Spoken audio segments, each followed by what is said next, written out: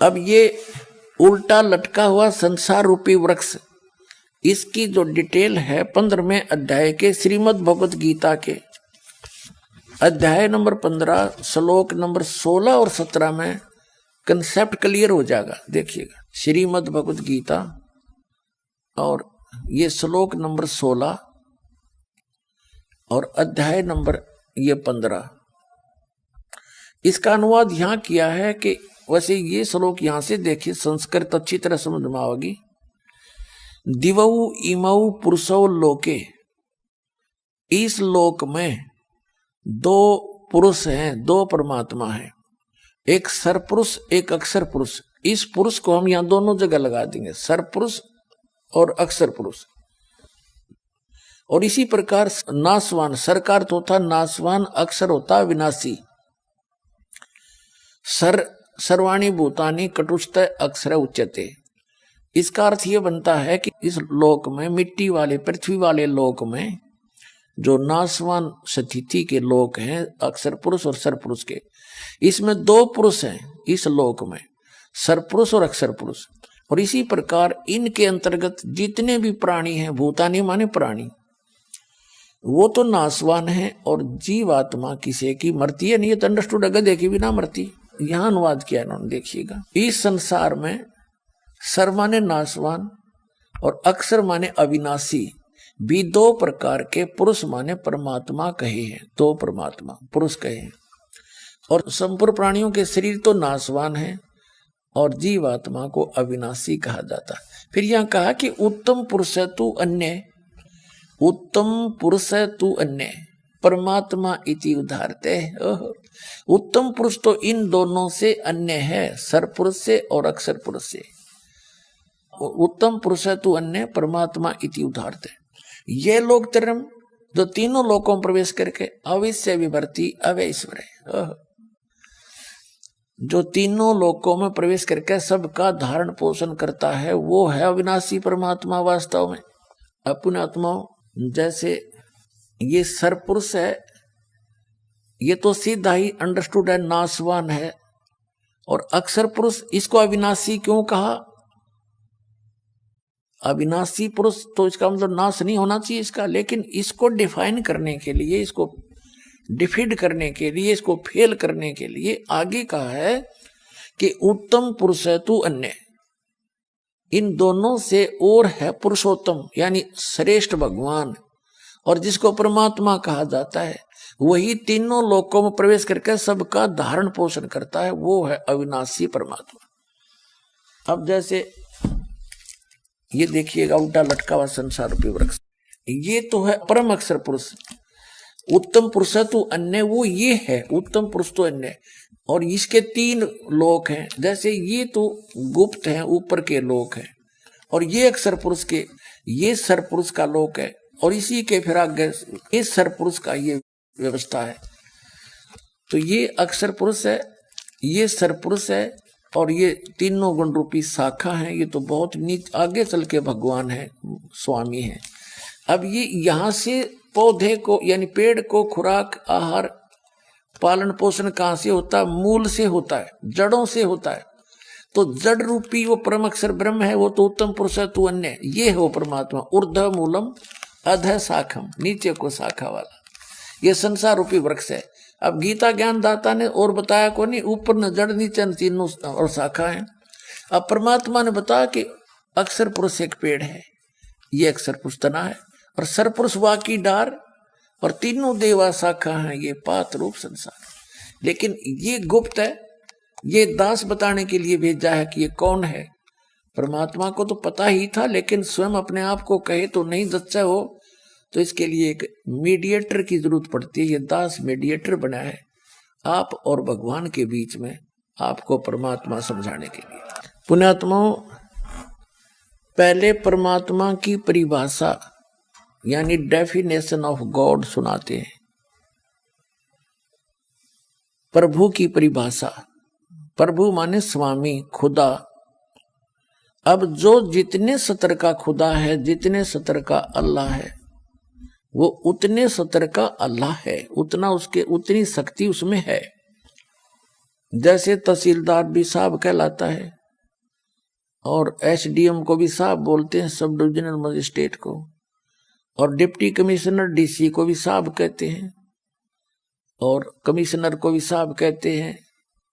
मंत्री, एक प्रांत के मंत्री को भी साहब बोलते हैं और मुख्यमंत्री जो प्रांत का एक मुखिया होता है उसको भी साहब कहते हैं और केंद्र के मंत्रियों को भी साहब कहते हैं और प्रधानमंत्री को भी साहब कहते हैं, राष्ट्रपति जी को भी साहब कहते हैं, प्रधानमंत्री जी को भी साहब कहते हैं।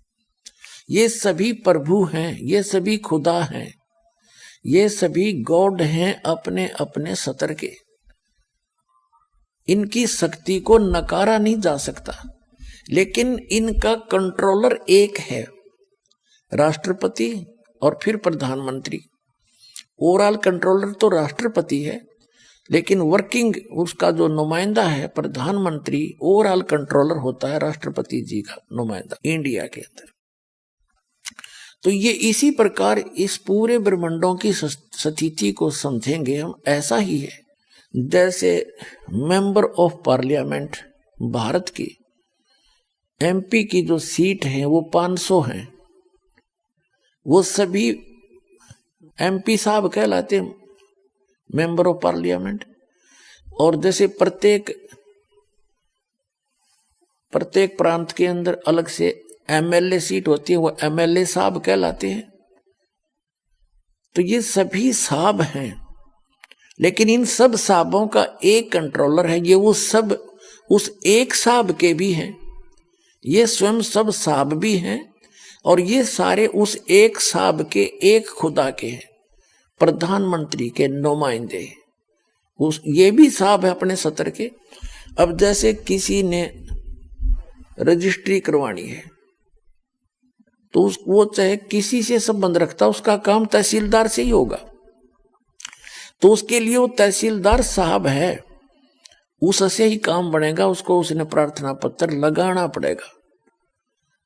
तो जो इनकम्प्लीट नॉलेज रखते हैं वो कहते हैं हम एक खुदा के, एक भगवान, एक अल्लाह के अतिरिक्त हम किसी को शरीक नहीं करते। देखो, शरीक करना और बात है, पूजा अन्य चीज होती है। जैसे एक पतिव्रता स्त्री होती है, वो अपने पति की पूजा करती है और सत्कार सभी का करती है।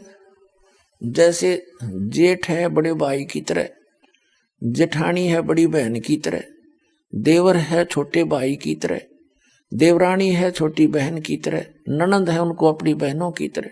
अन्य जो परिवार के सदस्य हैं सबको यथोचित आदर करती है। वो उनकी पूजा नहीं करती, वो सत्कार है, नमस्कार करना होता है। और जैसे एक ज्वाइंट फैमिली में रहती है जब तक वो पतिव्रता लड़की, तो सभी से प्यार से रहती है, सबको यथोचित आदर करती है। और जब वो अलग हो जाते हैं तो उस समय उसके हिस्से में उस परिवार का जो भी वस्तु आती है, सामान आता है, उसको सबको उठा के अपने पति के साथ, अपने पति के उस कमरे में, मकान में जो उसके हिस्से में आया उसमें जाकर रख लेगी। उसमें वो किसी के साथ लिहाज नहीं करे और किसी में आस्था नहीं रखती, क्योंकि वो पूजा ही उसकी करती थी। जब उनसे भिन्न हुई तो वो उसकी पूजा कर रही थी, उसके साथ चली गई। लेकिन जब तक ज्वाइंट फैमिली में रही तो उसका फर्ज बने था प्रत्येक से प्यार से रहे, सबका, बड़े छोटे का यथोचित आदर करे, तो वो पतिव्रता कहलाती है। और यदि वही पतिव्रता, यदि वही लड़की अपने पति के अतिरिक्त न सास से मुंह तो डंगते बोले और न ननदते, ना जेठ, ना जेठानी, ना ससुरते, तो वो तो कलियारी होगी, रोज घर में झगड़ा रहे, खेचा तानी रहे, तो वो घर शांति से नहीं रह सकता। तो जो व्यक्ति ये कहते हैं कि हम खुदा के अतिरिक्त किसी को भी शीश नमन नहीं करते, ये उनकी भूल है। नमस्कार करना ये पूजा नहीं है, ये तो एक आदर करना है, बड़े छोटे का सत्कार करना है, झुक कर प्रणाम करे उनको, तो ये पूजा नहीं है। पूजा तो आत्मा से जिसको चाहते हो उसकी पूजा है। और बाकी सब क्रियाएं हैं ये करनी पड़ती है। जैसे हमने जल निकालना है, जल प्राप्ति के लिए हम पूजा जल की करते हैं। और जल कहाँ है? जमीन में। जमीन से जल प्राप्ति करने के लिए हमारा पूज्य तो है जल, वाटर। और लेकिन हम उसके लिए जो भी प्रोसेस अपनाते हैं, प्रोसीजर, और जो भी उसके उपकरण प्रयोग करते हैं, हम उनकी पूजा नहीं करते, उन क्षेत्र हम क्रिया करते हैं उस पूज्य वस्तु को पाने के लिए। तो जो भी साधना, दंडवत प्रणाम करना, धर्म करना, सुबह दोपहर शाम के ये नित्य करना, नित्य नियम कहो, नमाज कहो, इसको स्वाध्याय कहो या ज्ञान यज्ञ कहो, एक ही बात है। और फिर मंत्र जाप करना, जो यथार्थ मंत्र जाप कर बताए हैं वो करना। ये सब प्रोसीजर है, ये क्रियाएं हैं उस पूज्य वस्तु को पाने के लिए, उस अल्लाहु अकबर यानी कंप्लीट गॉड को पाने के लिए और उस सतलोक में जाने के लिए